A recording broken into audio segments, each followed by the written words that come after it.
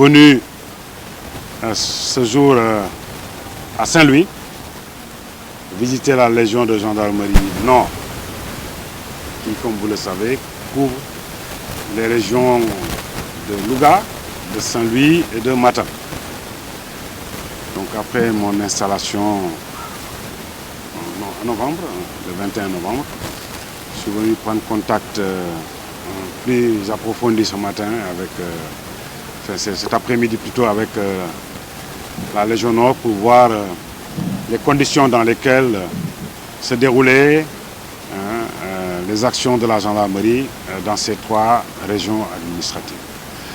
D'emblée, je dois dire que c'est avec beaucoup de satisfaction que j'ai noté que le rendement général des unités est globalement satisfaisant. La criminalité est maintenue à un niveau relativement bas par rapport au niveau national, mais même au niveau, disons, de la sous-région, cette partie de notre territoire est encore à l'abri de certains crimes et délits.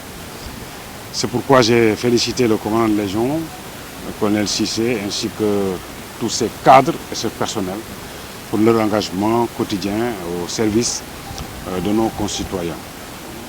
Aujourd'hui, globalement, si dans la frange, disons, ouest, on a une bonne couverture générale, on a une bonne présence d'unités de gendarmerie, dans le Djeri et dans le Ferlo, il y a encore des choses à faire. Mais disons que on a bien commencé, nous sommes sur la bonne voie avec les nouvelles créations qui ont été opérées dans le courant de 2019 ici. Il y a déjà la section de recherche de Saint-Louis qui est en place, il y a la compagnie de Podor qui est en cours d'installation, il y a la compagnie de Linguère sur laquelle nous sommes en train de travailler, ainsi que la compagnie de Ranero dont la mise en place est effective. Donc il faut se féliciter de ces avancées en espérant pouvoir faire beaucoup plus et mieux dans les prochaines années. Donc au total, une satisfaction sur le travail fourni par les unités, quelques regrets, l'absence d'unités de gendarmerie dans le Ferlo et dans le Djeri, mais c'est en cours de règlement. Voilà donc au total les observations qui ont été faites ici.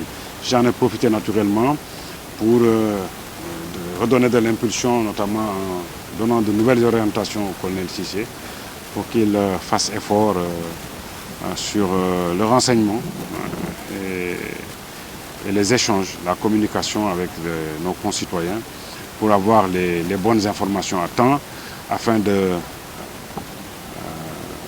favoriser de bonnes réactions dans nos unités et pourquoi pas, chaque fois que c'est possible, d'anticiper sur certains événements afin de mieux les prévenir.